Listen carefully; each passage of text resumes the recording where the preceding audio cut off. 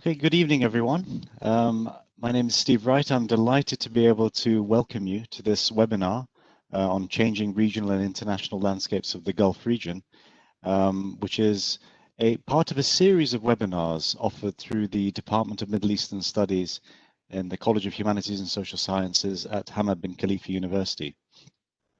This is the first webinar in part of what will be a series of webinars on the contemporary Middle Eastern region, and we'll be having one each week throughout the month of November, which we hope you'll be able to join us with. I'm delighted to be able to welcome four very distinguished speakers who will be speaking on various aspects of the Gulf region this evening. And one of the things I think that we can see, and what has led us to actually offering this webinar in the first place, is that the region itself is going through, at least since 2020 began, one of the most a period of great upheaval. It's also a period where there is the intensity of the challenges faced by the Gulf region many would argue is far beyond what we've experienced in previous years. And I think we can see those type of challenges at an international level, regional level, and also a domestic level. Internationally, of course, we are in the midst of a pandemic, and this is creating enormous challenges for the Gulf region, as it is for most everywhere else in the world. But equally speaking, within the Gulf region, we can see that we are seeing significant changes in how the United States is engaged within the region and how that has changed under Donald Trump, and also how the region itself is moving to a post-oil era as the economies of the region are becoming more susceptible to the move towards a post-oil era, in the sense of more economies going towards carbon neutrality. But equally across the region itself, there are systemic challenges that are still being faced. And this includes, of course, the ongoing blockade against Qatar, which has been in place since 2017. And equally, of course, the generational changes that we're seeing within the region. We've seen recently, of course, succession take place in Oman, but also in Kuwait. And of course, there are aged rulers in other countries as well. So this has led to a great deal of upheaval, which the speakers will engage with.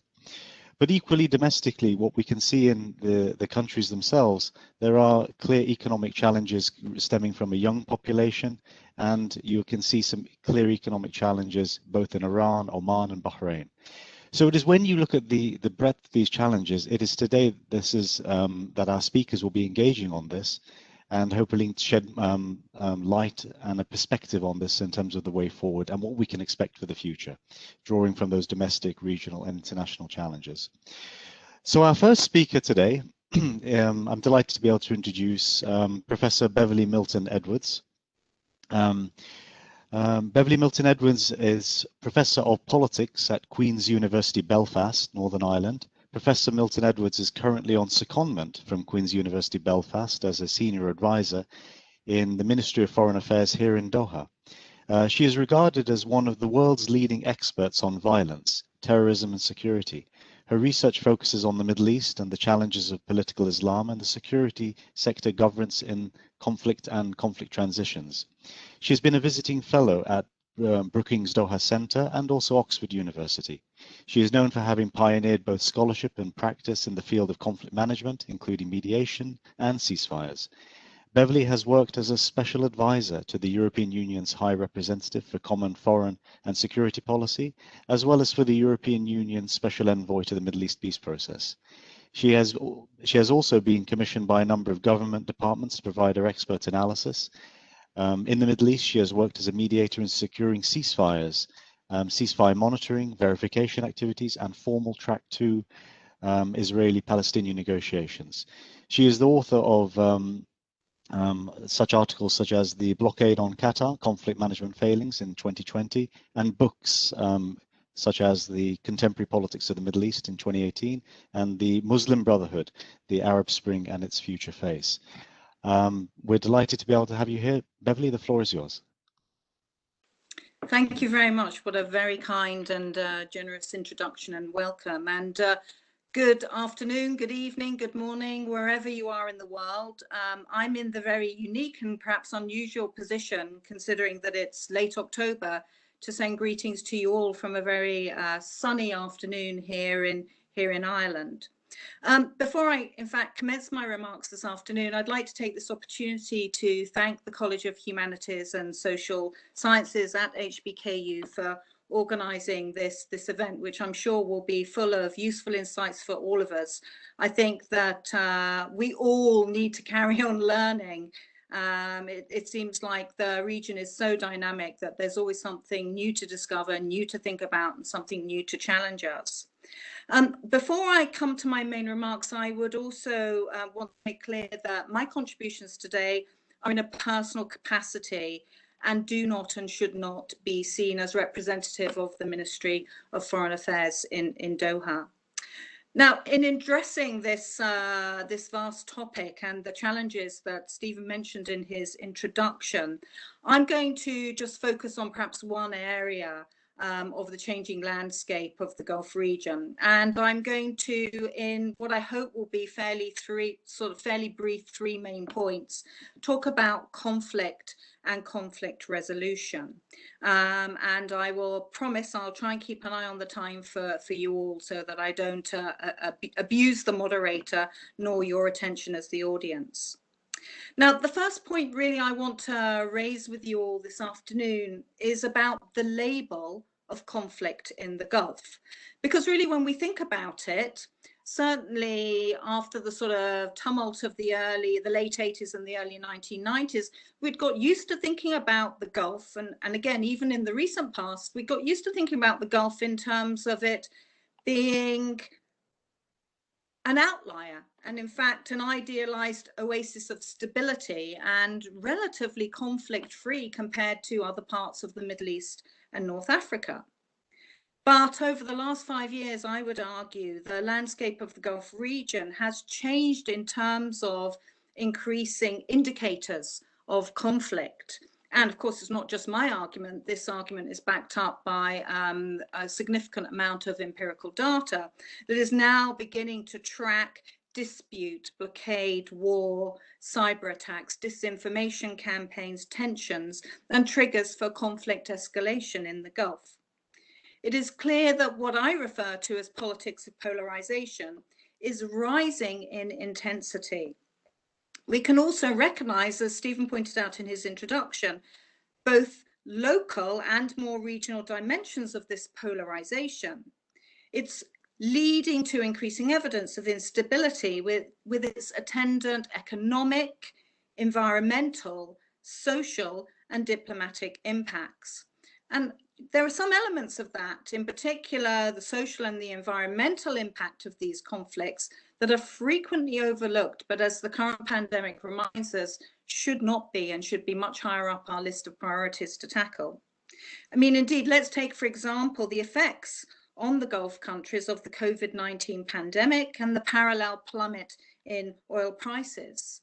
The implications for every Gulf country have been enormous in terms of public health, economic contraction, and national projects for economic diversification. Yet, because of the politics of polarization that currently colors the landscape of the Gulf, we see that countries in the region have not strived together during this pandemic, but reflect the politics of being apart, of being in polar opposition to each other. The war in Yemen, and again, as you mentioned, the blockade on Qatar, the dangerous pattern of tension and conflict over the past 2 years in the Strait of Hormuz evidence this assertion, and the fact that attempts to end disputes are in themselves frequently contributing to escalation and deepening of division rather than ending or resolving it. And so I think this brings me to my second point, and this is about the conversion of the Gulf from stability to conflict and instability. Because as we know, the Gulf is no longer an oasis of stability. It's now regarded by many external state actors as an epicenter of risk and instability in the Middle East. And the policies emanating from some Gulf countries are not only exacerbating wider conflicts in the region and beyond, but actually denting the appetite for much needed investment for recovery and growth of the Gulf and the neighboring countries. We don't need to be geniuses to figure out, and in fact, again, Steve mentioned this in his introduction, we don't need to be geniuses to figure out what lies ahead for the present generation of young people, unless conflict resolution and the dividends of peace and stability are addressed more robustly within the region and by allies and partners external to the region. So, do examples of regional de-escalation or diplomatic initiatives offer hope? I think the problem is I'm not so sure it does. And indeed, let us take, for example, the imposition of the economic and diplomatic blockade on Qatar by Saudi Arabia, Bahrain, Egypt, and the UAE since June 2017. Now, many of us would argue that this is a dispute that could and should have ended almost before it began. Furthermore, it's widely acknowledged that policy approaches that prolong such disputes have been contributing to the increasing polarization of politics and the deepening of insecurity for the majority of the countries in the Gulf. Because the policy implications of the endurance of a blockade, of conflict, dispute, and tension on one small state in the Gulf has long-term implications for the political and economic landscape of the Gulf for many other countries. Now, it may be controversial to say this, but in the last 3 years, the efforts by the main external broker of power and facilitator of conflict resolution to the Gulf in easing or ending the blockade has been derisory. I mean, on a side note here, I just want to share with you the fact that I have been an expert participant in peace processes elsewhere in the Middle East. And I've also been part of a society that has transitioned from conflict to peace. I know what resources need to be applied by both local and external actors. And suffice to say, whether we're talking about Yemen, Iran, Iraq, or the blockade on Qatar, I think the shortcomings are more than apparent on all sides. For more than 3 years now, the government of Qatar itself, while protesting the illegality and unjust consequences of the blockade, has consistently and persistently offered to engage in unconditional dialogue. This is normally regarded as a helpful prerequisite to end disputes and lead to resolution. And those external parties that might, by convention and tradition, step in to facilitate such efforts have failed to convert such opportunities into an exercise of their power leverage. The government of the US during the Trump administration has, in the case of the blockade on Qatar, the war in Yemen, an escalation of attacks and tensions in the Gulf, managed to fail in convening power for peace, prosperity, and stability in the Middle East. So what does this tell us about going forward? This brings me to my third and final point about the future. I think going forward, we can identify 2 patterns as it relates to the Gulf. And again, I think that Steve perhaps hinted at one of those patterns that I'm just going to talk about. It has something to do with this first pattern being about the internal dynamic of leadership within the region. It is indeed worrying to witness the demise of a generation that was willing to confer, convene, and promote principles and implicit promises with them of local approaches to dispute and conflict. In saying this, we also have to acknowledge the institutional failings of regional organizations such as the Gulf Cooperation Council to truly reflect the fundamental principle of parity deemed essential to dispute resolution processes. What do I mean by this? I mean that there's minimal evidence, for example, that the GCC Secretariat can successfully work as a mediator or through established conflict resolution processes. And this is because the management of conflict by the member states is being dominated, as Pinfari asserts, by the preferences of one state, Saudi Arabia, over others. Now, We've reached the point, in fact, where political leaders and policymakers thus rarely count on the GCC as a forum to conflict resolution, or even the transparent negotiation of cooperation agreements to solve disputes between its members. The second pattern has emerged from within the US policy establishment. And I wish to really emphasize that point. I'm not just talking about individuals associated with the Trump administration when it comes to policy in the Gulf. So what most would argue is that US policy has been colored by particular exigencies of certain actors in the Trump administration. The exigencies of individuals in the White House has clearly formed part of what I believe is a much more transactional cost-benefit analysis when it comes to looking at conflicts and tensions within the region. It's widely acknowledged that under the Trump administration, Iran has been established as the primary national strategic threat to the US. Hence, in their assessments, Trump's advisors determined that war in Yemen, stability building in Iraq, and the so-called rift in Qatar and by the blockading state do not undermine their short-term, limited transactional goals. And we might add that these are very short-sighted goals. This is because in terms of bilateral US Gulf state relations, the Trump administration has actually accrued benefits rather than costs resulting from lack of peace and polarization in the Gulf. So, of course, in closing, it ill behoves me not to anticipate that some of you might be wondering whether, if elected, a Biden administration might seek to offer more hope for conflict resolution in the Gulf. Well, we see glimmers. We see glimmers of initiative from some in the Biden camp or its peripheries that are in fact calling for a return of primacy of diplomacy and dialogue in the Gulf once more. And other international actors such as Russia have also suggested new frameworks for peace that build on the principle of inclusion. Yet, I suggest a note of caution in these initiatives.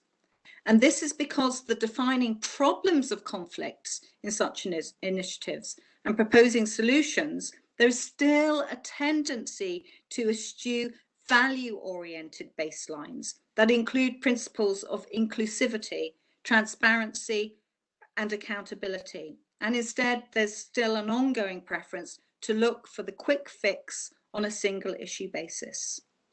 So, unfortunately, it is with a note of caution, but not hopelessness, that I conclude my remarks with you all this afternoon. Thank you very much, and I look forward to the further discussion in the question and answers. Thank you very much for that, Beverley. It was wonderful. And a lot of thought-provoking points have been made. Now, I just want to let our audience know, and we're fortunate to have a very large audience today, that you can pose questions through the tab on the Q&A, and those will be seen by the speakers, and we'll address those at the end of the session. So I'd encourage you to send through any questions that you have, and we'll keep note of them as well. So our next speaker is Dr. Kristian Coates-Ulrichsen. Kristian Coates-Ulrichsen is a fellow for the Middle East at Rice University's Baker Institute for Public Policy in Houston, as well as an associate fellow with the Middle East North Africa program at Chatham House, London. Coates-Ulrichsen's research focuses on the changing international relations and international political economy of the Persian Gulf, as well as evolving threats and challenges to regional security and stability. Coates-Ulrichsen has written extensively about the Persian Gulf and the broader region, and he is the author or the editor of 9 books, including 7 about the Gulf states. These include Insecure Gulf, the end of certainty and the transition to the post-oil era, the Gulf states in international political economy, also the United Arab Emirates, power and politics and policy making, and most recently, Qatar and the Gulf Crisis, which was published by Oxford University Press. Coates-Ulrichsen holds a PhD in history from the University of Cambridge And prior to relocating to the United States, he was senior analyst at the Gulf Center for Strategic Studies in London, and also the co-director of the Kuwait Research Program at the London School of Economics. He'll be talking about the US and the outlook for post-election, or after November 3rd, what next? Thank you, Kristian. Thank you, Steve, and I hope you can all hear me. Great. Good morning from me in the US. Good afternoon, good evening to all of you. And also thank you to HBKU for putting on this very timely event. I'll be following on from where Beverley Milton-Edwards left off and structuring my comments around three things. One, where do we currently stand with the US election 8 days away? Two, what to look out for over the next week or weeks? And then three, what does it all mean for the Gulf and for Qatar as well? Where we stand currently is that Joe Biden not only has a substantial lead in opinion polls of between 8 and 10 points, he also leads in all of the key swing states, of which he will need to win probably a majority of 5 or 6 out of 8 swing states to win the White House. And one of those reasons is because there is currently an inbuilt electoral college advantage to the Republican Party. We don't forget, for example, that in 2016, Hillary Clinton got almost 3 million more votes in the popular count than Donald Trump, but Donald Trump won the numbers that mattered most in the electoral college. And we saw a similar situation in 2000 as well, when George W. Bush became a so-called minority president, winning fewer popular votes, but more in the electoral college. So 2 out of the last 4 elections have seen this. The 538 polling website suggests, in fact, that even to have a 50% chance of victory, Joe Biden will have to win the popular vote by more than 3 points, i.e. to do better in the popular vote than Hillary Clinton did in 2016. And that only if Biden wins the popular vote by between 5 and 6 points does he really have a 2/3 chance of actually winning in the electoral college. Now, currently Biden is up from Hillary Clinton's position in 2016. But one thing to watch very closely will be the size of those margins, whether or not he is over 5 points clear when the actual votes come in. The other key elements to watch, one is Florida. We all perhaps remember, or those of a certain age and above, remember the Florida election in 2000, the recounts, the so-called hanging chads. And Florida, I think, will be critical this time, not because it will decide the election, as it would have done in 2000, when, depending on whether Florida went for Bush or for Gore, it would have swung the result of the election one way or the other. But because if Donald Trump doesn't win Florida with its electoral college votes, it's almost impossible for him to have any other path to winning a second term in office. Donald Trump absolutely needs to win Florida to have even a sliver of hope of finding an electoral path back to the White House. One of the challenges he faces there is that the electorate in Florida is perhaps more elderly than electorates elsewhere, with the number of retirees who spend their post-working lives in Florida, and who, of course, have been impacted most heavily, not only by the coronavirus, but also by the fear of getting the coronavirus, and who have also expressed perhaps more concern at the Trump administration's approach to dealing with the pandemic.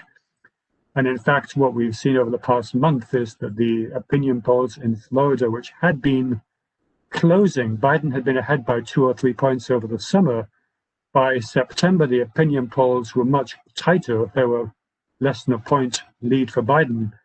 But after Donald Trump's hospitalization at the beginning of October and the subsequent sort of mishandling of his time in hospital, and then the sort of perceived recklessness of his approach, Biden's lead went back up to about 4 points, which indicates that that a lot of voters are potentially put off by the seeming recklessness or almost disregard for the pandemic that the Trump administration has been displaying. And in fact, what we have seen so far this year, back in March, Trump and Biden were almost neck and neck. By May, Biden was about 4 points ahead. We saw a significant bump in Biden's lead in June from 4 points to over 8, when we had the Black Lives Matter and anti-police violence protests across the US. That was one significant bump in Biden's lead. That stabilized over the summer and began to come down. But we then saw a second bump in Biden's lead from 6 or 7 points to over 10 in the aftermath of Trump's hospitalization and subsequent kind of reckless disregard for the danger of the pandemic. The difficulty now is, of course, that we're running out of time for the Trump administration to do anything about this second bump. It did lead to a 3-point increase in Biden's lead, but time is running out. And also with record early voting, well, more than 60 million people have already cast their ballots. And so the Trump campaign really is running out of options to some extent. What may happen next week is that if more Republicans as they have indicated in opinion polls, are likely to vote in person on election day, rather than either in advance or by mail, we may see Donald Trump leading on election night, or at least a very close result. And the risk, I think, then is that the Trump campaign may try to declare victory on the night, rather than waiting for all the mail-in votes to be counted, which would likely produce a stronger Democrat result, just because many more Democrats have registered an interest or declaration in voting by mail. And so that could be a very unprecedented situation where one party declares victory and almost dares the other party to kind of steal it from them. And everything we've seen Donald Trump saying on Twitter and elsewhere over the past 4 months about the apparent inequities in postal voting and about how this might be the most fraudulent election in US history does suggest that he's priming his base to potentially call into question the validity of results that change significantly after election night, where you may have a Republican lead steadily being eroded as more votes get counted 2, 3, even 4 days after the result. There was one primary back in June, for example. The result of the primary, once all the mail-in votes had been counted, took almost 3 weeks to declare. Now, we do have a time limit. The elections have to be certified by late December. And then, of course, in January, we have the inauguration on the 20th. So there is a time limit built into this, but there could be significant uncertainties for at least 3 or 4 weeks after November. That may be mitigated by the fact that so many people have voted early, and if their votes are counted promptly, that may reduce some of the uncertainty. And just finally, my final point is, what does this mean? What comes next? And I'll just focus on what might happen with a Biden administration, because we've seen, as Steve and Beverley have said, we've seen the style of Trump's policy, kind of transactional approach. We almost know what to expect. A Biden administration would, I think, try, especially when it comes to the Middle East, to revert quite heavily to the Obama administration's second term. And that's partly because a lot of the key policy advisors to the Biden campaign are State Department veterans of the Hillary Clinton and John Kerry State Departments. People like Jake Sullivan, for example, who was one of the architects of the JCPOA with Iran, the Iran nuclear deal, and who was in fact one of the US officials who met secretly with Iranian counterparts in Oman between 2011 and 2013, is one of the key policy advisors. The same goes for several other key members of Obama's Middle East team. They will likely take on positions in Biden's administration as well. So we'll probably see a return to an established, or at least an established Obama-era policy. The trouble is, I think, trying to wind back some of the policies over the last 4 years. It won't be as easy, perhaps, as the Biden administration may fail to simply reinsert the US into the JCPOA, partly because the issue of trust is going to be critical. Why would the Iranians or the other parties to the agreement not necessarily have skepticism that a future Republican president might just withdraw all over again, but at least return the US to compliance with the deal might be one way forward. We may also see some sort of resolution of the Gulf rift, the blockade of Qatar, in part because the Saudis and Emiratis would presumably feel that with Trump out of office, there is no longer any hope of them achieving any success, clearly, as they had hoped to do in the opening 6 months of Trump's administration in 2017.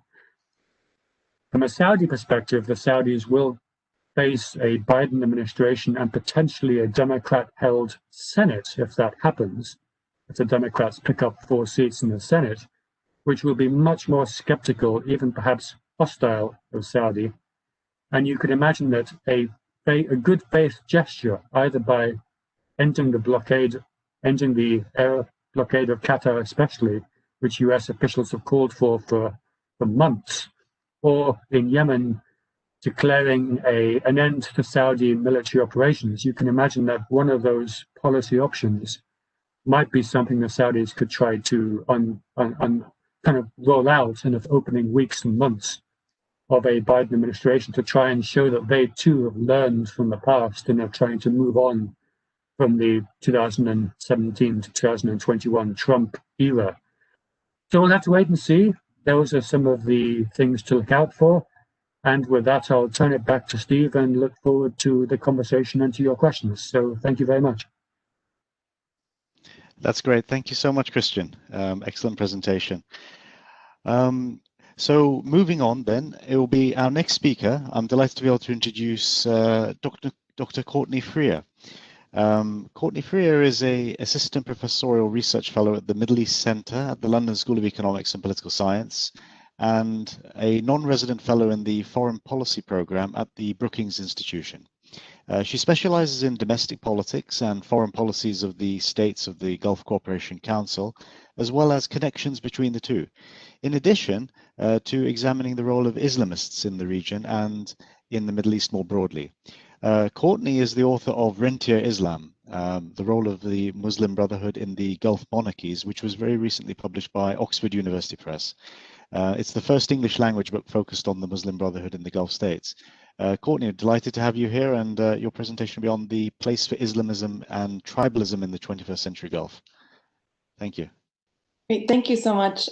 Thanks for arranging this, and thanks to the College of Humanities and Social Sciences at HBKU for putting together this seminar series. I'm looking forward to hopefully attending other events virtually, and then one day in the future continuing the discussion, hopefully in person in Doha. So as Steve mentioned, I'm going to focus my remarks on 2 forces that I think are often referenced in the GCC as having both domestic and transnational capacity to mobilize citizen populations, Islamism and tribalism. And I think it's the fact that these 2 groupings exist across nation-state boundaries that has led to considerable concern about their influence both in domestic politics and in foreign policy. And I'd argue that their domestic and international salience has led them to become increasingly important in international relations in the Gulf, particularly since the start of the blockade. So when it comes to Islamism specifically, the treatment of political Islam, of course, has become a regional fault line for the states of the GCC. Despite being a seemingly incompatible environment for Islamist activity, which is something that I've written about at length elsewhere, Muslim Brotherhood branches have existed in all 6 states of the GCC for decades, dating back really to the Nasser era when many Islamists moved to the Gulf to escape persecution in Egypt and to take up jobs. Large numbers of Egyptian immigrants, many of whom were connected to the Brotherhood, worked in the Gulf states' newly established educational and judicial systems beginning in the 1950s. And at that time, Gulf governments initially welcomed Islamism as a counterbalance to the rising tide of Arab nationalism, even granting Brotherhood groups funds for social activities. And remarkably, even in the 1970s, the Dubai government gave financial assistance for the creation of a branch of Islah, which is a local Brotherhood branch, in the Emirates, and demonstrating the extent to which the Brotherhood was not seen as a threat, either internally or externally. Obviously, such outright official support has waned in many places in the Gulf, especially the Emirates and Saudi Arabia, as the organization, I think, has become more politically active and popular.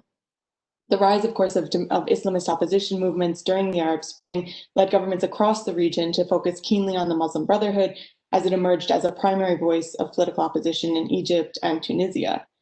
I argue that the reason for such a focus on the Brotherhood inside the Gulf since that time lies beyond these regional political changes, though, and it's more due to the fact that the Muslim Brotherhood remains important and influential in many ways inside of the GCC states. Indeed, each of the Gulf states has developed a distinct strategy to manage the Ikhwan, ranging from a loose alignment with the regime in Bahrain to a harsher crackdown in the UAE. These domestic policies often have regional corollaries, and I think we're seeing the extent to which that's true with the blockade. The fact that such policies diverge so widely also demonstrates the degree to which each Gulf government considers the Brotherhood threatening to its hold on power. As a whole, government treatment of these organizations varies according to the degree to which regimes consider them linked to broader opposition movements.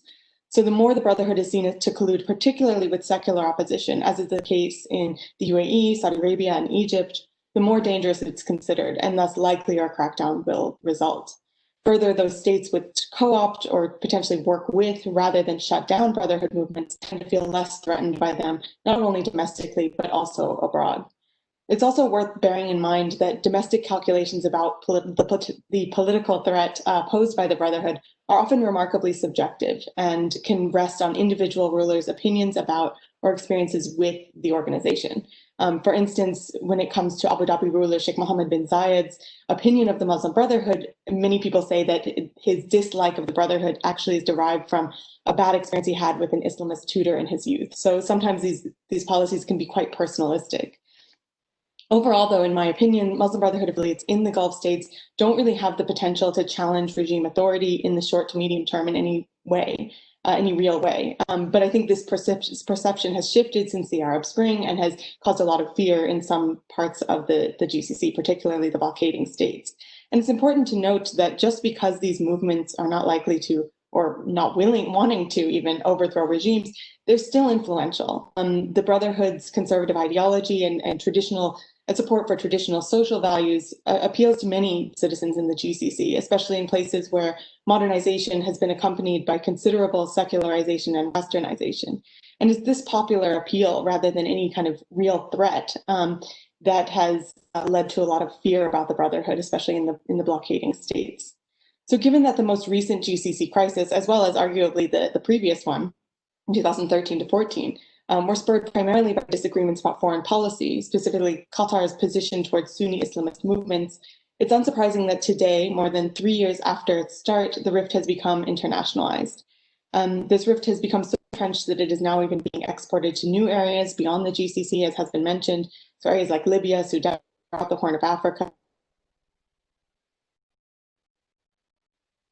competing investments. Backing actors who oppose Islamists and Islamism has become a hallmark not only of Egyptian, Emirati, and Saudi domestic policies, given the role these actors played as members of the political opposition during the Arab Spring, but of their foreign policies as well. Pitting two world views against each other, one which considers Islamism an existential threat, supported by Bahrain, Egypt, Saudi Arabia, and the UAE, as well as sometimes the Trump administration, and the other which sees Islamists as potential partners, a vision supported by Qatar and Turkey. This division now goes far beyond the GCC and has major regional and global implications. Still, I would argue that this division has at its root concern about Islamism in the domestic sphere on the part of the blockading states. So now to move briefly to the place of tribalism, which I think is another force that does, or at least historically has stood to challenge state authority, particularly because it exists across borders. It's worth noting that people, especially in the West, often throw around the term tribalism to imply blind allegiance to a group, often in the political arena, rather than to the kinship networks I'm talking about today. So I just want to make clear that's not what I'm talking about. Of course, when it comes to domestic political life, tribal structures, which were once critical to survival itself, are now seen as important in propagating informal political institutions like diwaniyat and majalis, as well as in mediating individuals' access to key decision makers. Further, as I've written about elsewhere, and I'm happy to talk about further in the Q&A, tribal ties do influence electoral behavior. We see this most clearly in Kuwait, where tribal campaigns are far more organized, even with tribal primaries being held ahead of the full elections, effectively institutionalizing an unstated preference for voting for a member of one's tribe that has been illustrated in other parts of the Gulf. So in recent years, while this level of influence of tribal affiliation in the domestic political sphere, I would argue, has remained somewhat steady, as with Islamism, it's become increasingly important, or at least visible, when it comes to international affairs, particularly the ongoing Gulf crisis. Indeed, over the course of the crisis, we've seen the extent to which tribal ties have been re-energized, with efforts particularly on the sides of the blockading states to mobilize tribal networks that exist across the Qatari-Saudi border against the Qatari leadership.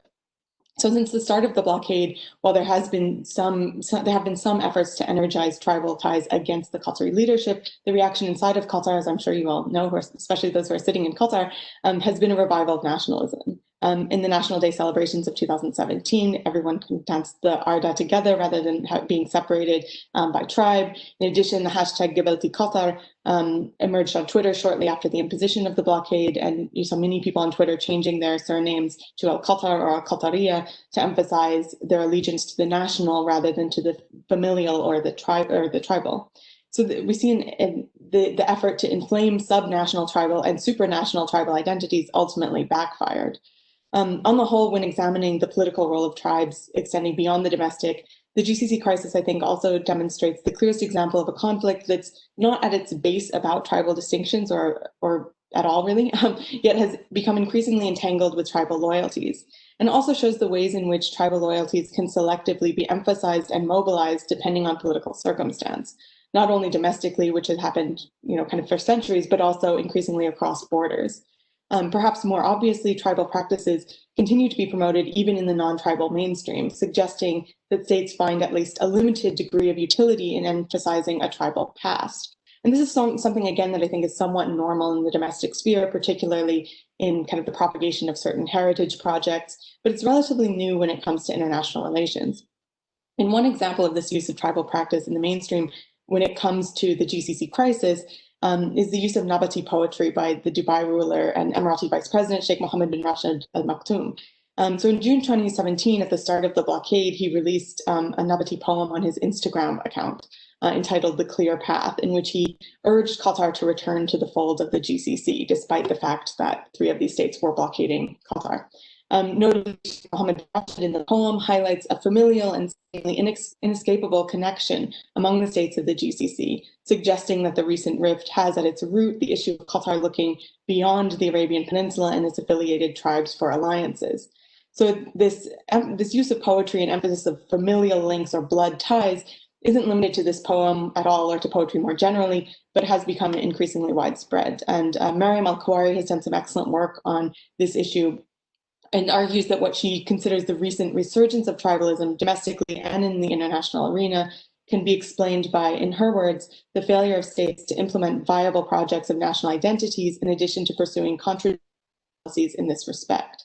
So in the context of the GCC crisis specifically, Al-Kawari argues that the blockading states are attempting to weaken the position of the Qatari government and thereby create a power vacuum to be filled by tribes, which at least in some views can be manipulated across borders. More broadly, she also considers the failure of the blockading states, in particular, to complete the social contract they entered into at independence, has led them vulnerable to in the face of resilient tribal, social, and political bonds. So again, we see the link between domestic concerns and international policies, particularly when it comes to intra-GCC connections. So overall, I'd argue that Islamism and tribalism represent potential challenges to state authority in the GCC, despite the rentier nature of these states. And both have been emphasized particularly by the blockading states since the start of the crisis in 2017. These states have highlighted what they see as the danger of Islamism, since it has been seen as a political liability due to Islamist links to domestic opposition movements, while they've tried to exploit tribalism, as tribes are seen in many ways to be co-opted in the present day by large and powerful as well as rich governments.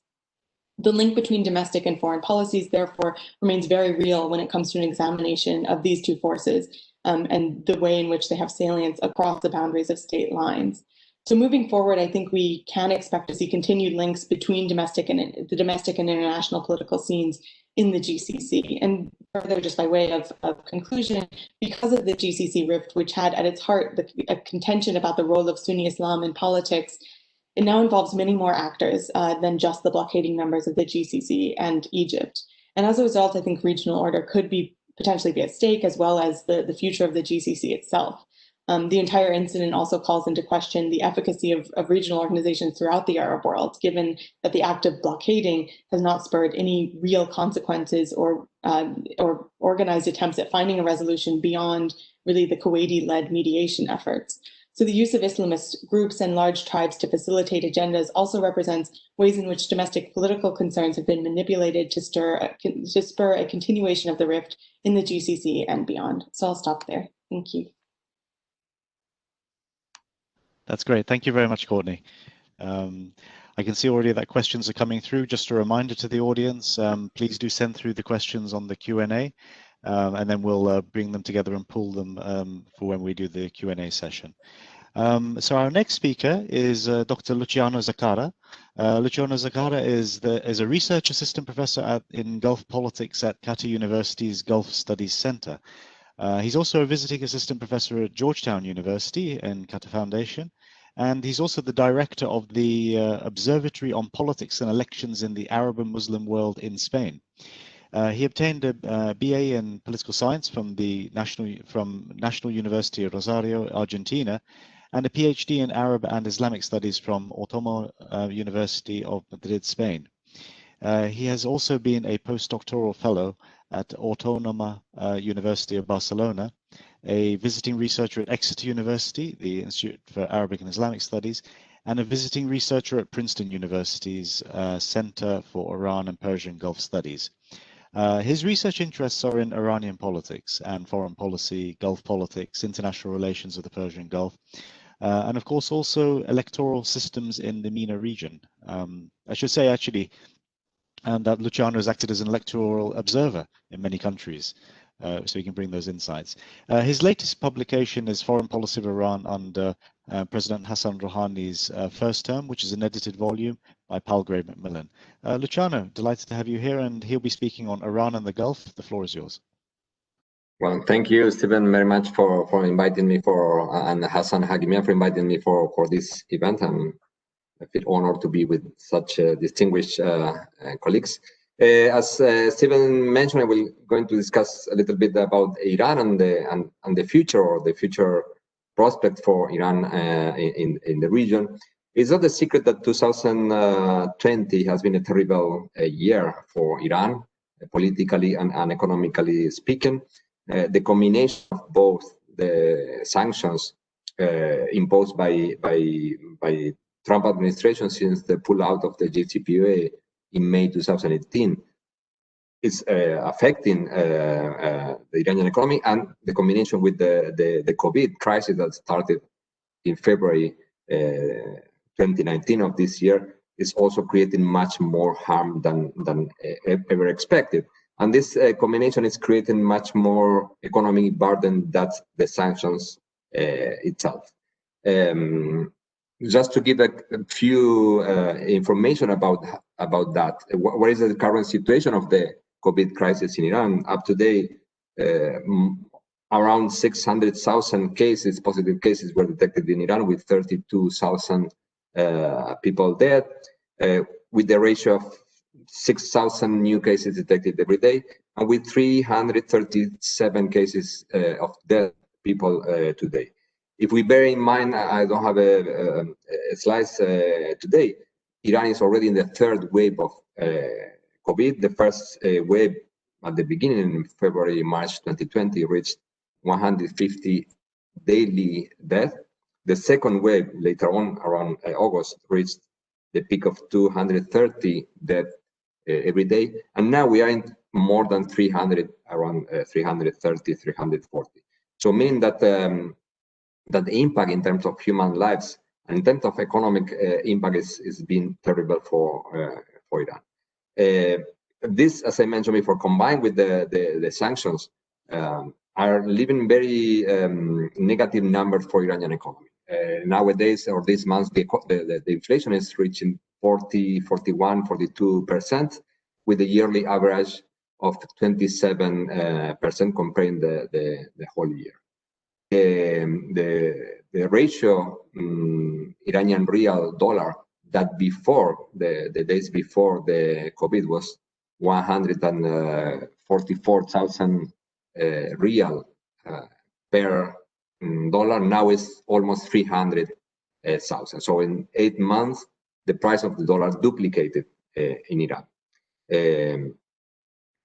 However, we have to say that despite the fact that the sanctions are deeply affecting the Iranian capacity to export oil, and that in May, June 2020, the exports almost reached zero, below 100,000 barrels a day. Nowadays, in September, at least these trackers that they are tracking the ships that they are transporting oil outside Iran, they detected that at least between September and October, the amount of barrels they exported by Iran is 400,000 a day, which is assumed that is much better than you would have expected at the beginning of the sanctions imposed by Iran, but much less than it was expected from the Iranian side when the sanctions started to be imposed. The Iranian expectation was that despite the sanction, Iran would be able to sell at least between 500,000 and 1 million barrels a day, mainly to Asian partners and mainly with China. The problem is COVID changed all the picture. China reduced the import of oil due to the slowing down of the economy, and this created an extra impact that Iran was not expecting. The negative impact that the Monetary World Fund is calculating for Iran for 2020 is 6%, which is not that different from other economies that they are suffering from COVID. But in the Iranian case, it would be much more difficult to recover from that, bearing in mind that the indicators were not that positive in the previous years. So all this is setting a picture, a very complicated picture in the future to come, having in mind that we have two main events that we need to consider. First of all, that's as Kristian was mentioning, the result of the US elections. All the eyes in Iran are put on the result of United States elections. I'm not quite sure to say that there are a lot of expectations that if Biden wins, many change will happen in American foreign policy towards Iran, but at least there is the expectation that with Joe Biden as a president, there would be more American willingness to sit in the table to negotiate, at least to lift some sanctions in order to come back to the table of negotiations with Iran. Iran made clear that would not be a renegotiation of the JCPOA, that there will not be a second JCPOA as far as there is no lifting of all the sanctions that they were imposed by the United States, and as far as the United States is not coming back to the JCPOA. It seems that the two positions are very difficult to conciliate, and Biden so far has been not very clear in that regard, that automatically he will come back to the JCPOA to lift all the sanctions. But there's expectation at least that some signals are coming from the US if Joe Biden is elected. Last elections when Trump won, nobody was expecting that, and the polls were showing something different. So I would not bet who is going to win in the United States, because I have no clue how this is going to be the result. In any case, the second more important event that everybody's bearing in mind is there were going to be presidential elections in Iran as well in May 2021. Again, in Iran, it's very difficult to predict the result of the elections because so far we don't know which are the candidates or the pre-candidates that they are willing to participate. And there's a very complicated process of selection of candidates until the last round. So basically, we cannot know the candidates until 1 month before the election. So it makes it very difficult to predict who would be the next president, who would be even the candidates. However, according to many analysis and many interviews conducted with many scholars and specialists on Iranian politics, it's certainly that a conservative president will be the next one, contrary of what is going on now with President Rouhani. And presumably, the policies implemented by this president will be much more or it was less conciliatory with the United States than they were with President Rouhani. We have to bear in mind that also the parliamentary elections sided the Majlis towards the more conservative factions, and that the conservative factions already control one of the most important institutions in Iran, apart from the Guardian Council and the leadership, which is the Expediency Council.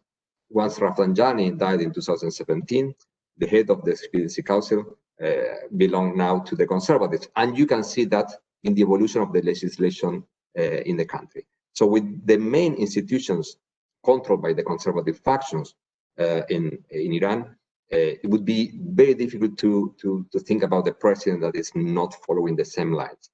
This would give the Iranian leadership or the Iranian establishment similar color, political color, for the next presidency, which to some extent would facilitate some decisions taken at the foreign policy level,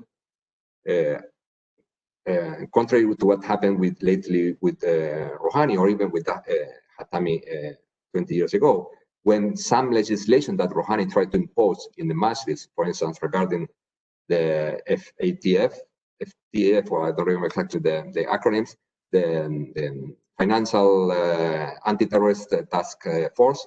So Rouhani tried to impose some legislation, to pass some legislation to make Iran accountable in terms of money laundering and preventing the transfer of money to terrorist organizations. This was blocked, paralyzed by the Guardian Council and by the Expediency Council. It's not foreseeable a kind of legislation that will adapt Iranian legislation to these international requirements. So even though we can't predict who would be the president, for sure we know that the policies would be much more conservative and presumably less conciliatory with the demands from the international community. So even though Biden reached power and he has a more conciliatory policy towards Iran, it would be very difficult from the Iranian side to have a more conciliatory policy with the US. So in any case, we will see, I would say, in the bilateral relations between the US, more tension. Apart from that, we have some initiatives from the Iranian side and also Russian initiative that they were trying to address the tension existing between Iran and the GCC, and mainly with Saudi Arabia. The Hope Initiative was a very interesting proposal from the Iranian side that unfortunately did not have a good repercussion, good reception in the GCC, with some exceptions, because this initiative happened at the beginning. I mean, at the beginning of this year, 2020, and the first conference that took place in Tehran happened 2 days after the killing of Soleimani. So this shadow a little bit the chances of this initiative in the future. We end the year with a Russian initiative submitted to the Security Council that is addressing the needs for cooperation and to reduce the tension in the Gulf.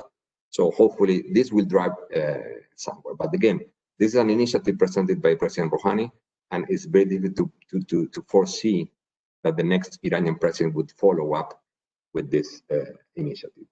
There are other elements that they are adding more tension in the region. The recent escalation in the Armenia-Azerbaijan conflict. Lately, I mean, today and yesterday, there were some pictures and some information showing Iranian troops moving to the border between Iran and Azerbaijan and Armenia, the two countries that they are bordering Iran, because as a result of the military confrontation between the Armenians and Azeris, some projectiles reached Iranian population, even affecting civil population in Iran.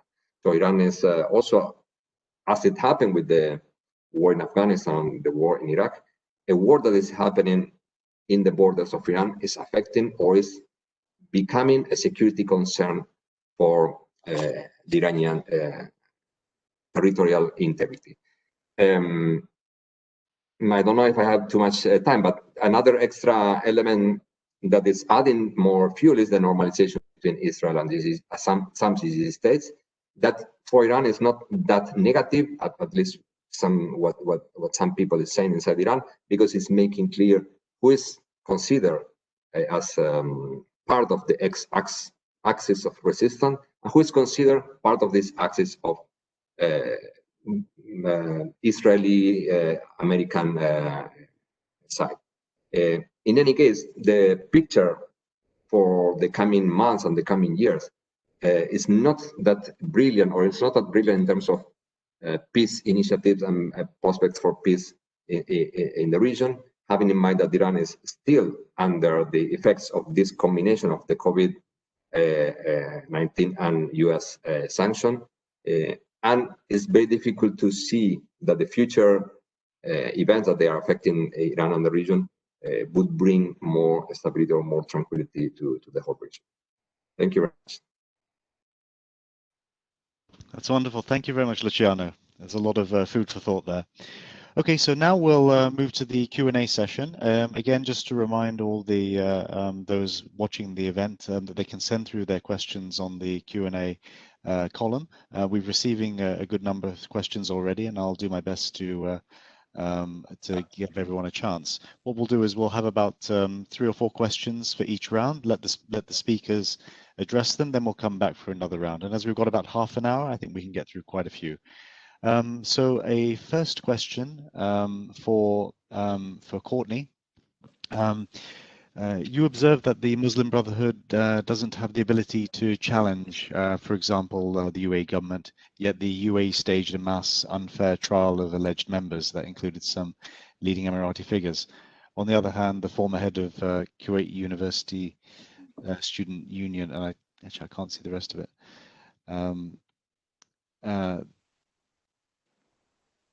unfair trial of alleged members. Could you comment on this? I mean, in terms of the role of the nature of the UAE, in terms of the issue about how it can actually challenge the governments themselves. For Kristian, a question is regarding. It's arguable that Saudi Arabia has a lot to lose from a potential Biden win. And I think you alluded to this in your comments. Is it likely now for them to do a surprise normalization with Israel in the remaining days before 3rd of November to try to boost Trump's chances of winning? So a Saudi deal with Israel. For Beverley, could you comment on the nature of the Gulf on the blockade against Qatar, the Gulf crisis, as being an example of a tribal effect on international relations in the Gulf? And do you see any other examples of the way in which tribalism has affected instability? And for Luciano, do you think that Iran's policies on proxy relations in the coming period, looking at Iran, Yemen, Armenia, Azerbaijan, or Lebanon, are going to be, I mean, how do you see them evolving in the coming period, and are they going to make things as difficult as possible for the Biden administration when he comes into power?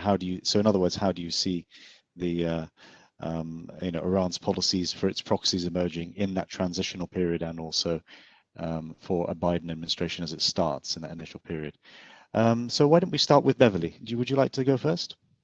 Yes, thank you. Thank you. That's a very interesting question to ask about, or to ask me to comment on the blockade and thinking about the example of tribal effects and on international relations.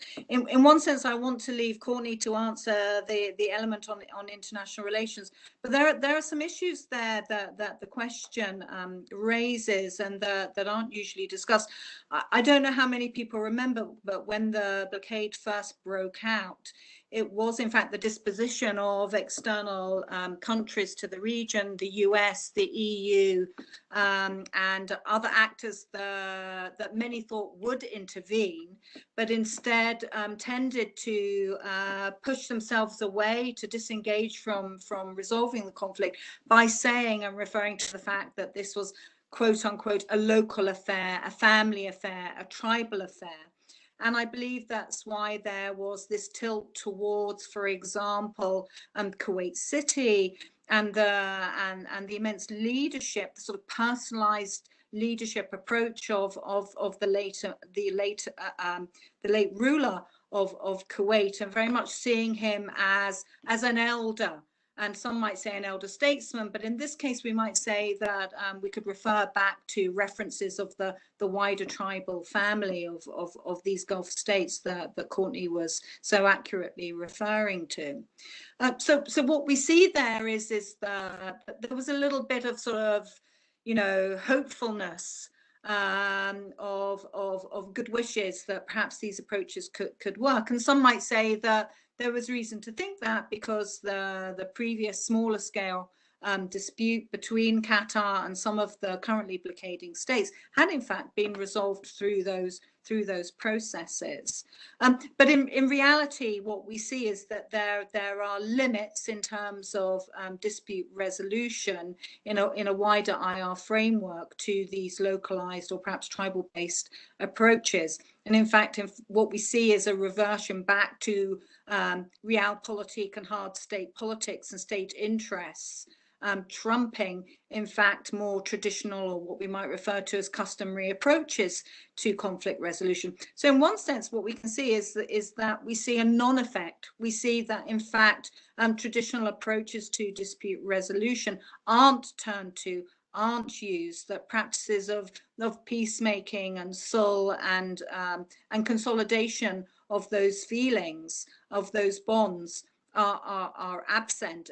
And I would argue that one very compelling reason for the absence of such efforts is that because in essence the blockading states were aided and abetted.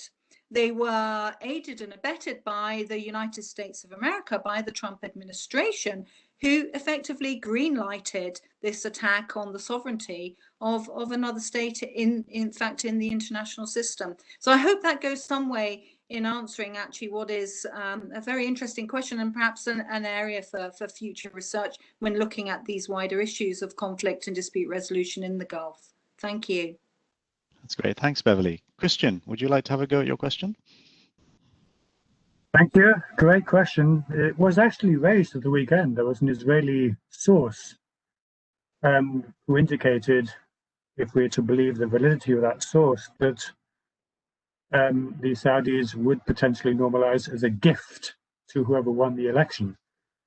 Now, another question was about whether or not normalization would be on the table to boost Trump's chance of winning. To be quite honest, I think most elections aren't decided by foreign policy issues. And I think especially on this election, when COVID and the pandemic and the response to it is so all-encompassing as a set of issues, I think this election is even less likely to be decided upon an issue of foreign or regional policy. I don't think that's going to make the slightest difference whether or not the Saudis normalize with Trump before the election. What I do think is what we should watch is whether the Saudis normalize after the election to present a Biden administration with something. Now, I mentioned in my talk that those two kind of good faith gestures might be an end to the blockade of Qatar or a kind of withdrawal from Yemen, but normalization could also be part of that. It would almost be the sort of quote unquote nuclear option. The Saudis would try to transform the nature of the conversation in Washington about the Saudi position in the Middle East, whether or not it was a sort of mature and responsible regional actor. They would have seen, for example, how the UAE is normalizing in August. One, some might say, exaggerated praise, but they nevertheless won widespread praise from both sides of the political aisle and also from politicians all around the world. Even though if we look at the Abraham Accords and the text, it's somewhat less than the peace agreement that was initially hailed as by many politicians. But of course, that wasn't the objective. The objective was to change the nature of the conversation about the UAE and DC, and it was very successful.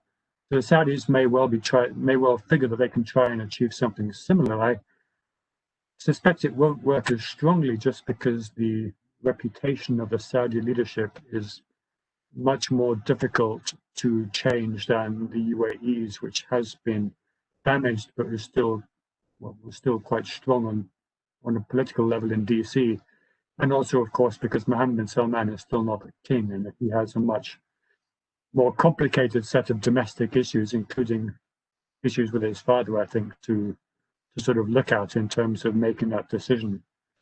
So it may well happen if the Saudis feel they absolutely have to try and change the nature of the conversation in DC. We may also see the Saudis look at how Bahrain's decision to follow the UAE plays out, in the sense that whereas in the UAE, as other speakers have mentioned, dissent is so closely observed and sort of punished that there's very little potential chance of people in the UAE registering open dissent against the normalization, whereas in Bahrain, there is that relatively more open, or at least more confrontational political and civil society. And so I think Saudi and probably Emirati intelligence officials will be watching very closely to see whether the normalization in Bahrain has sparked any form of political or popular unrest or protest. In a sense, the underlying question might be, could the Saudis do it without provoking any potential domestic backlash? And if they feel that they can, and that it's a potential issue that can change the nature of the conversation so fundamentally in Washington under a new Biden administration and potentially a Democrat Senate, those are the circumstances that we may see them go forward. Right, thank you, Kristian. Courtney, would you like to go ahead? Yeah, of course. So on the question about the Brotherhood, I mean, when it comes to Kuwait, of course, it's a very different system. I think that maybe Drury was going to draw a comparison between Kuwait, the Kuwaiti Brotherhood, and the Emirati Brotherhood. I mean, and by talking about the role of the National Union of Kuwaiti Students, which since the late 1970s has been under the control of an Islamist bloc of Salafis and the Brotherhood, and actually in some ways has served as kind of a political training ground for MPs, especially from kind of Islamist backgrounds. And the UAE knows that the system differs. In fact, there is a reason that the UAE University no longer has student union elections in the same way that Kuwait University does.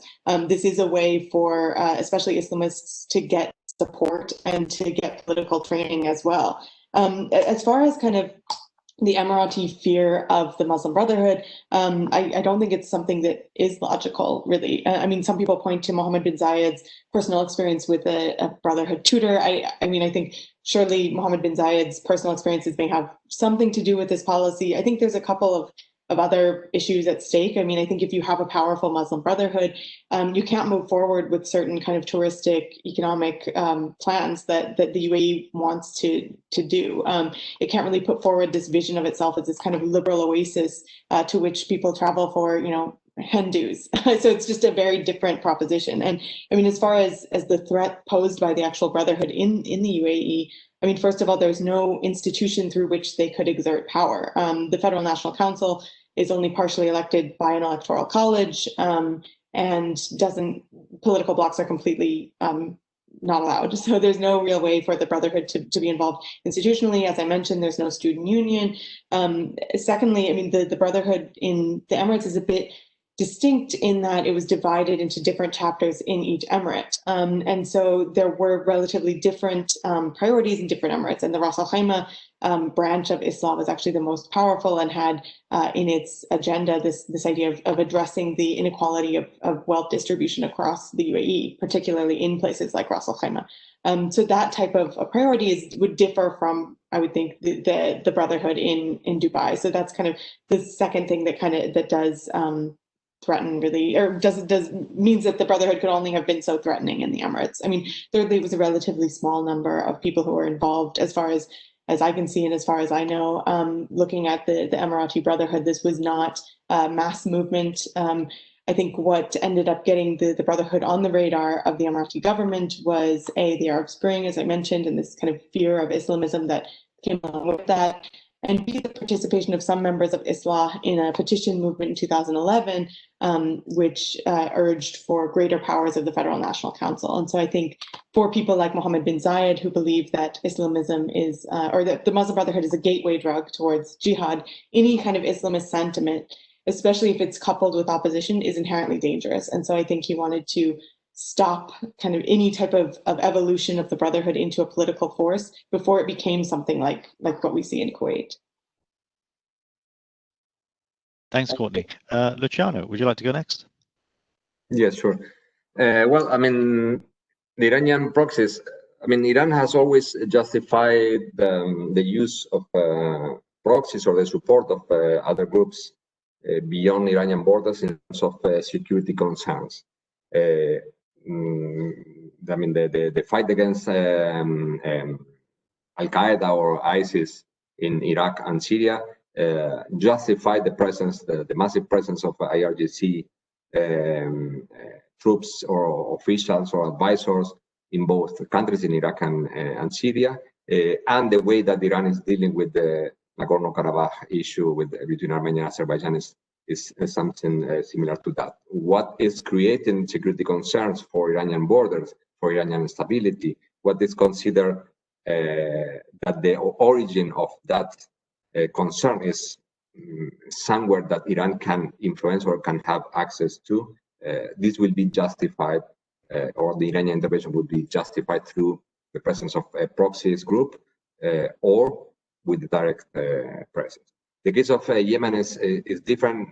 I have no 100% a position taken in that sense. Of course, there is Iranian intervention and influence on the Yemen issue, but I think that has been always overestimated. The Iranian capacity to influence in the Yemeni issue has been overestimated. But of course, with the very low Iranian investment in Yemen, created a lot of issues for Saudi Arabia. And this is also part of the equation that Iran is playing in the region when they feel that there is a security concern.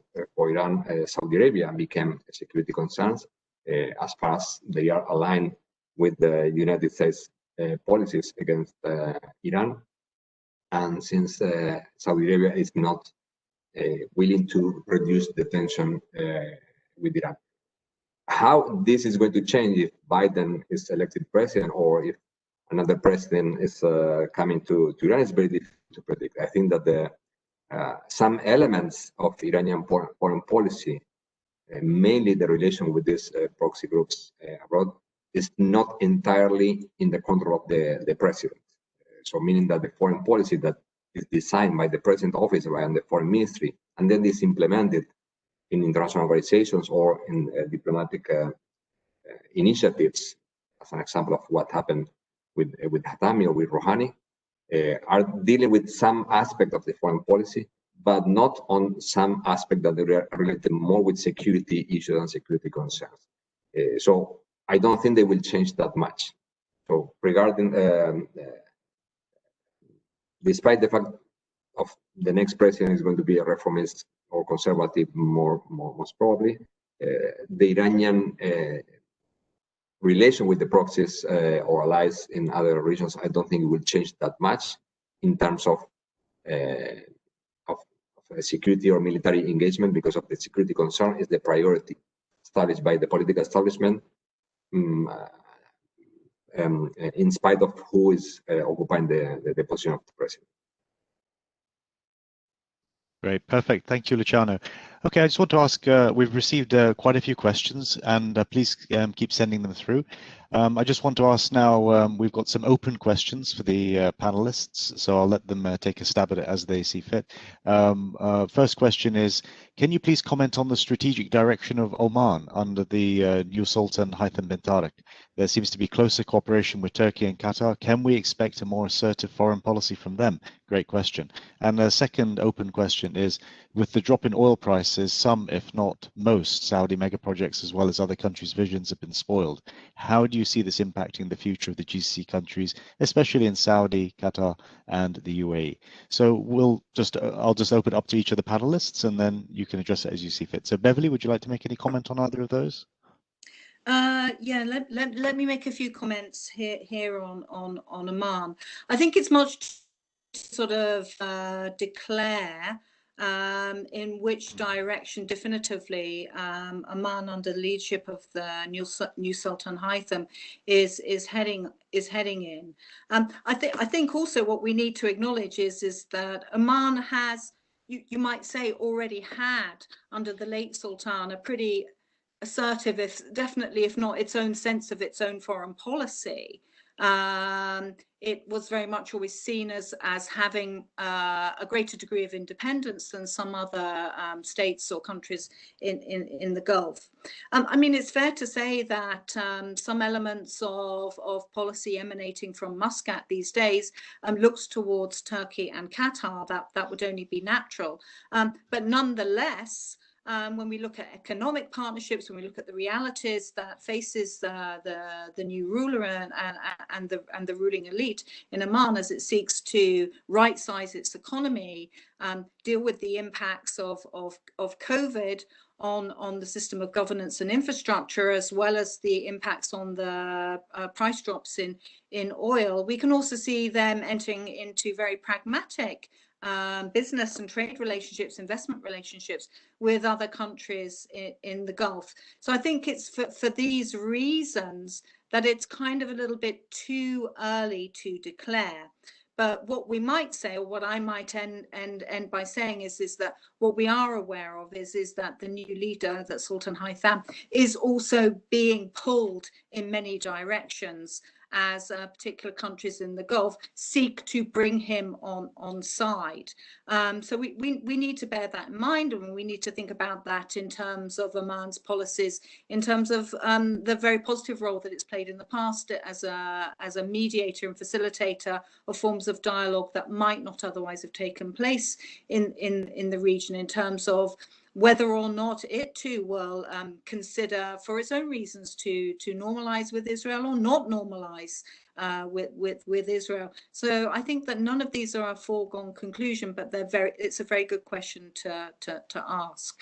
And certainly, and very briefly, I'll let the others speak about the impact on mega projects. But again, we know for sure that these double impacts, plus we need to remember that there are already significant problems in forms of economic governance, in forms of economic visioning, that many of the mega projects, particularly those in Saudi Arabia, Neom, the great vision for the great visions for 2030 were already stalling, were already encountering problems before these the dual COVID and oil price drop challenges. So I'll leave it there. Thank you.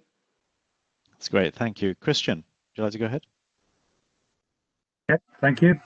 Just to add to what Beverley said about Oman, we also had change in the Omani Foreign Ministry as well, with Syed Badr al-Busaidi taking over from Yusuf bin Alawi, who had been in post for 23 years and had been one of the architects, along with Sultan Qaboos, of Oman's pragmatic regional policy. So having said that, Syed Badr is very much cut in the same cloth of focusing on Oman's kind of advantages of being able to facilitate, to kind of maneuver among parties and to try and balance different interests. And I think we've already seen Oman trying to maintain that balance. We saw, for example, just a couple of weeks ago, Oman facilitating the release of US hostages held in Yemen. And I think that's likely to continue. And I think, of course, Sultan Haytham has come into power at a very difficult time, because COVID began almost as soon as he took office or took power.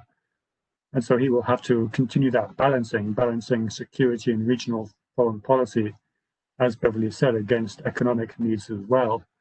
And then in terms of the impact on all the Gulf states of the pandemic, and especially on mega projects, I think one of the reasons that impact is so large is because it's on those areas that had been among the targeted sectors for economic diversification, on travel, on tourism, on trade, on logistics. And so, I mean, this is one of those kind of an example of the very sectors that had been supposed to be the spearhead of economic change, and especially in Saudi Arabia, when it's been mentioned, Vision 2030 was already being narrowed down, so to speak, to a series of mega projects like NEOM and the Qiddiya complex outside Riyadh, entertainment complex, and sort of hospitality and tourism. Now, these are among the hardest hit sectors and among the ones that may also take longest to recover.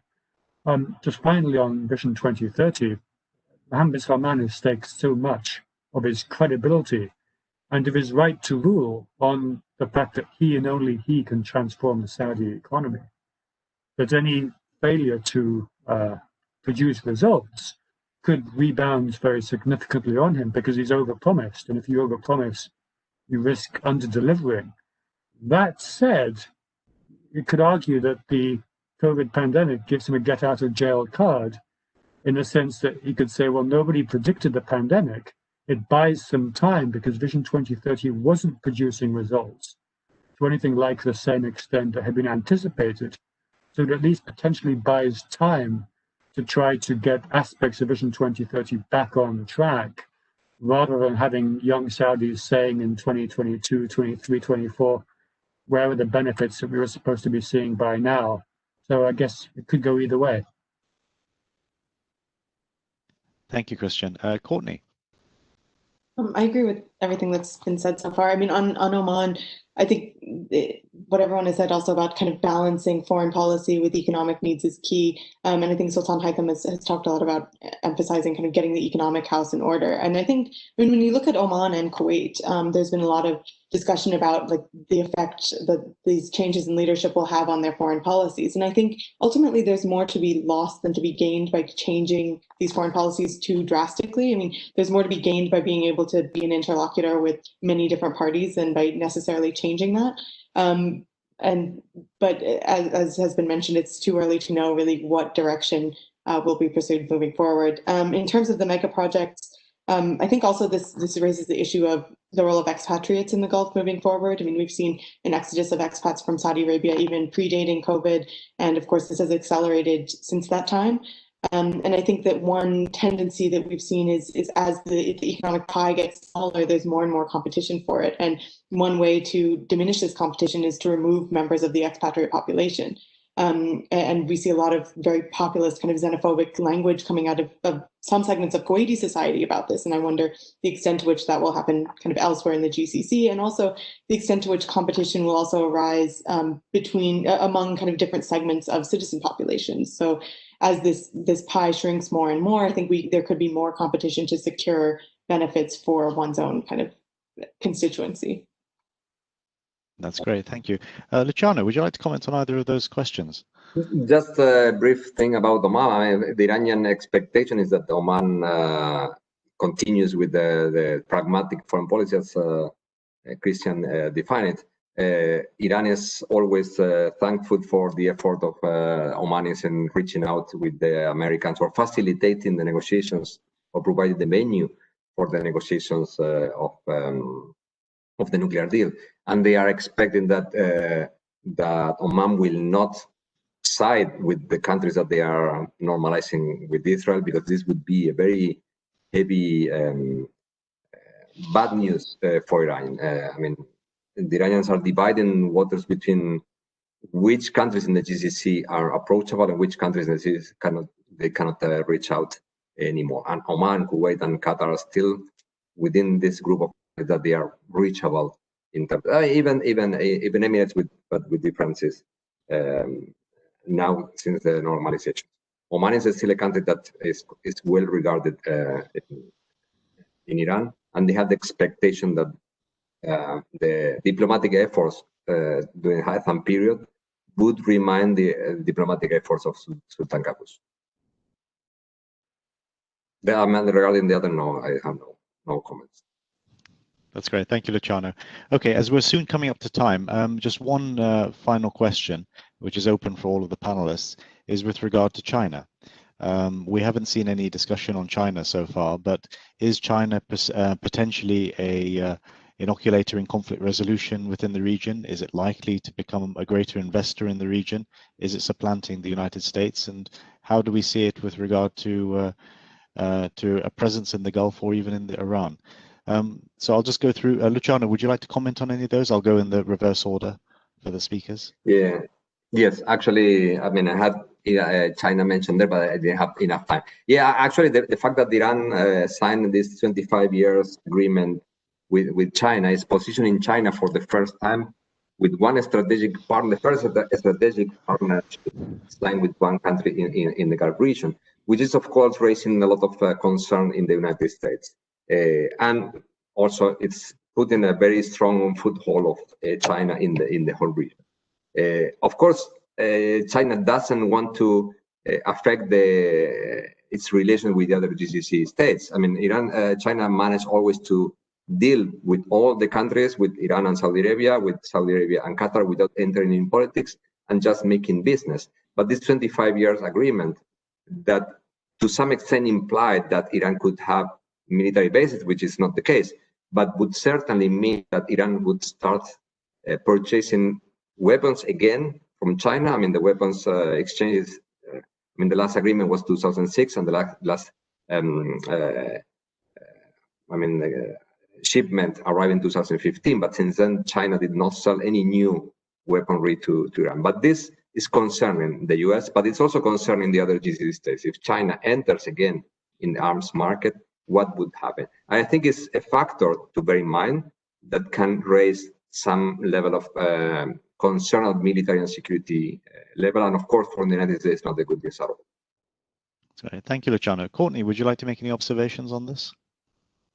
Yeah, I mean, I see China's role in the region more and more as an investor than kind of getting involved in domestic or political issues or security too much. That could, of course, change. But with the BRI project in particular, I think that we'll see more and more kind of Chinese money coming kind of into the Gulf potentially. But that said, I mean, it's 2020, so it's difficult to predict too much with too much accuracy. That's a fair point.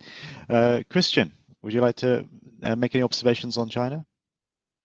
Yeah, just to say that if we do see a Trump win next week, if he somehow pulls it off, that could become a lot more of an issue between the US and its Gulf partners, just because the US, under a Trump administration, may continue its pressure on its partners around the world to choose between the US and China, and especially to choose in situations where China is perceived to be moving into what the US defines as strategic space. And so things like 5G, for example, and Huawei. And that's exactly areas where China is making inroads in the Gulf. And Gulf actors in particular have been expressing their reluctance to have to make choices and to try and pick and choose between the US and China. And so I think a Biden administration may be less confrontational, but still have some concerns in that regard. And so whether or not that is an issue perhaps might also depend on whether we have a second Trump term. That's great, thank you.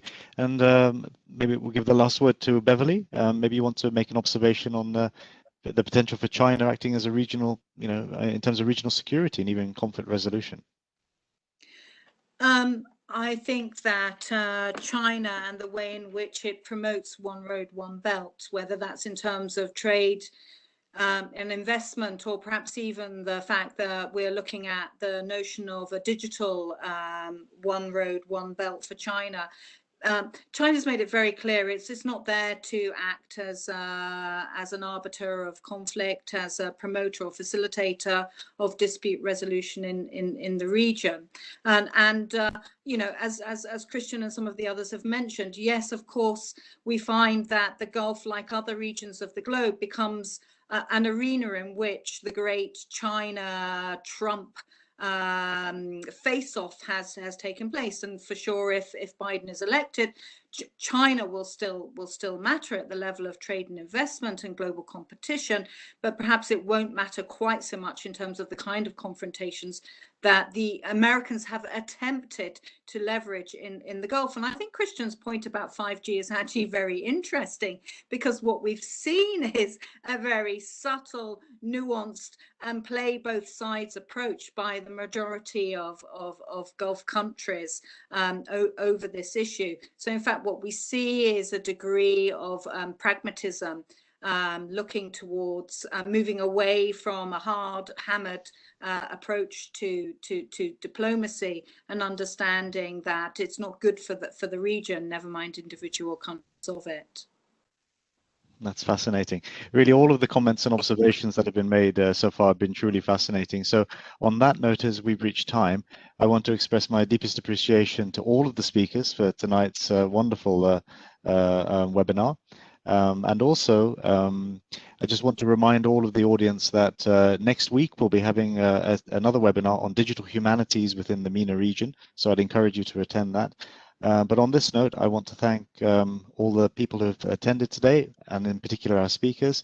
Thank you very much. And this will be posted on YouTube, so you can refer back to it. Thank you again, everyone.